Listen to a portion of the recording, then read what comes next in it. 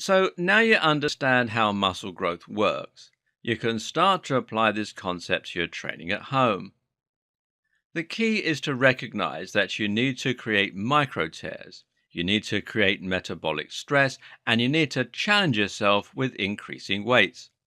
You then need to ensure you get adequate rest and protein so your body can build this back up.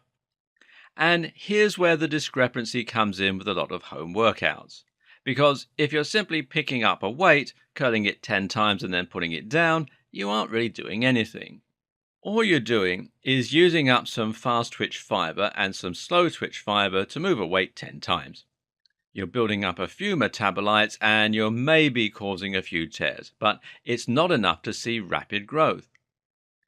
You need to train like a bodybuilder. What does that mean? Well, it means you need to cause maximum stress and damage to the muscles and really challenge yourself. And that in turn means thinking outside the box and getting creative. The 1970s are often referred to as the golden age of bodybuilding. Back then, you had a lot of big names elevating the status of the sport. You had people such as Arnold Schwarzenegger, Franco Columbu, Lou Fegriano, Frank Zane, Sergio Oliver, etc., etc. A lot of this popularity could be credited to media mogul Joe Wider, who observed these bodybuilders training and examined the techniques they used to trigger growth. He codified these to create the Wider principles, which included such things as supersets, burns, force reps, etc. And if you've ever trained with a fitness instructor, you may have come across some of these techniques. At the time, neither Joe nor the bodybuilders he learned from necessarily understood the science behind these methods. Instead, they trained intuitively by listening to their bodies and starting to recognize the signs that a workout was working. But as it happens, all these techniques were either causing muscle tears or they were causing pump, and we can take some of these and apply them to our home workouts to make them much more effective. In particular, I'm going to be looking at one of these techniques and then a variation on it, and it'll change the way you train forever. Seriously. So, what's the technique I'm talking about? Well, that would be the drop set. Now, a drop set is a routine where you start with a heavy weight, probably something you can lift for about 8 to 10 reps. You then perform your repetitions as normal until failure. Then, when you've reached the point where you can't lift the weight once more, you simply lower it slightly and then carry on. So, let's say you're doing curls in a gym. You might use an approach called running the rack, which means you'll move down the rack until you reach the lightest weight. So you might start with 15 kilograms in each hand and perform 6 to 8 reps. Then you might put those down, immediately pick up a 12 kilogram weight and perform 5 reps. Then you'll put those down, pick up 10 kilograms and perform 6 reps.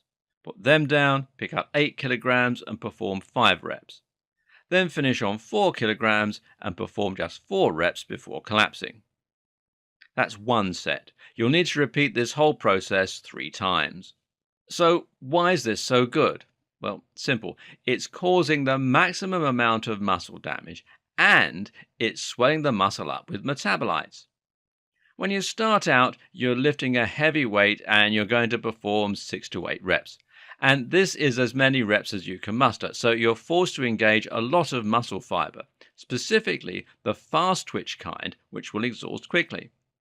Then, once those fast twitch fibers are exhausted and torn, your slower twitch fiber will kick in to help. Now, eventually, you won't have enough combined strength to keep going, at which point you can't lift the weight anymore.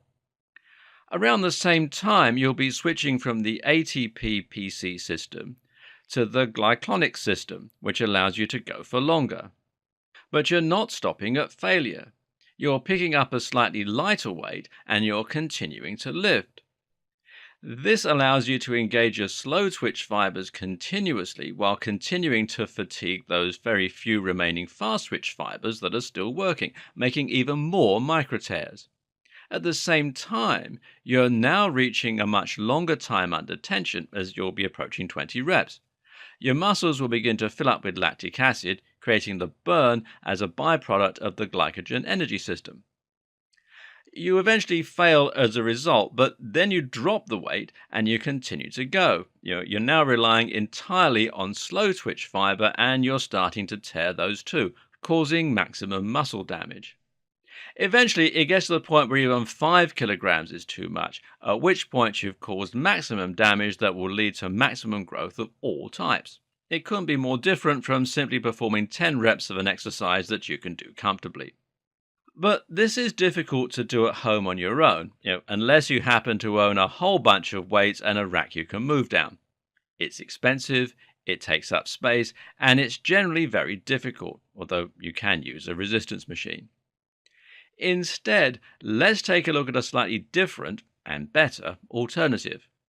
That alternative is the mechanical drop set, and this is going to be the ultimate tool for breaking down your muscle and for stimulating growth, and most people still don't recognize just how powerful this technique is.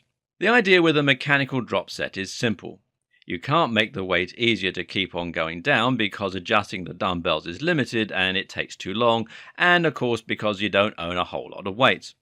So instead you're going to change the exercise immediately and on the spot to one that is slightly easier. Now, for example, you perform curls to failure and then swap to hammer curls using a different grip, which makes them easier.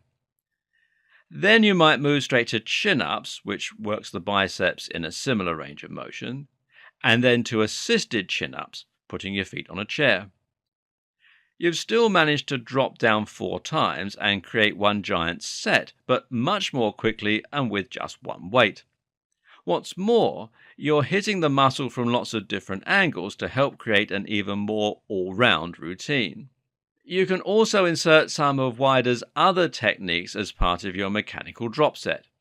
Cheats, for example, are exercises that you cheat on by using a momentum to get through them, etc. For instance, you might swing your body in order to help with a curl. Now, this isn't as good as a proper curl, but as part of a drop set following proper curls, it works just great. Or you might perform burns, just barely moving the weight at the lowest point in the movement because that's all you can do now. Use this technique to create circuits, and as an added bonus, the routine will be quite cardio intensive so as to generate more growth hormones and to help you burn some fat too. The other great thing about a mechanical drop set performed like a circuit? Well, it allows you to fit in a lot more intensive training into a shorter amount of time. This allows you to use a very effective training split, which refers to the days you'll train a particular muscle group. Specifically, the one we're going to be using is the push-pull legs routine, or PPL.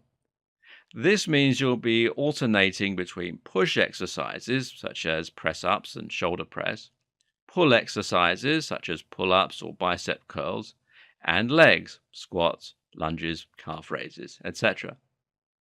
These muscles are naturally complementary, and breaking your workouts down like this will allow you to give each group enough focus to stimulate growth while also giving them ample time to recover subsequently. Your routine might look like this: Monday, push; Tuesday, pull; Wednesday, legs; Thursday, rest; Friday, push; Saturday, pull; Sunday, legs. Or if you're pushed for time, you can train just 3 times a week. Now, I'm not going to demonstrate full workouts for you here for each and every body part because that's your job to come up with, and it would be a waste of time as I don't know what your goals are or what your equipment's like. Instead, here is an example of what a workout for the pecs might look like if you performed it at home. Okay, let's take a start with the push routine. You have 3 rounds. For the pecs, you're going to have 6 times 20 kilograms in each hand, dumbbell flies on the bench. 8 times 20 kilograms, again each hand, dumbbell presses on the bench. Then you're going to do 10 ring dips, 10 clapping press-ups, 10 rocking press-ups, this is where you dip down on each side, and 20 press-ups. Then you're going to do 20 press-ups on your knees, and then a 2-minute rest. Then you move on to the triceps. Now that means 8 10 kilogram tricep kickbacks, followed by 6 10 kilogram dumbbell runners. Now, this is slow motion running, holding dumbbells and fully extending your arms behind. Then you're going to do 15 rocking tricep dips either side, 10 tricep dips, 5 tricep body weight extensions, 10 tricep burns, and then another 2-minute rest. Then for the shoulders, you do 8 20-kilogram shoulder press, 6 20-kilogram inclined dumbbell press. Now, use a floor cushion to prop up your back if you don't have a bench. 5 handstand presses, using a wall if needed. 10 decline press-ups, and then another 2-minute rest.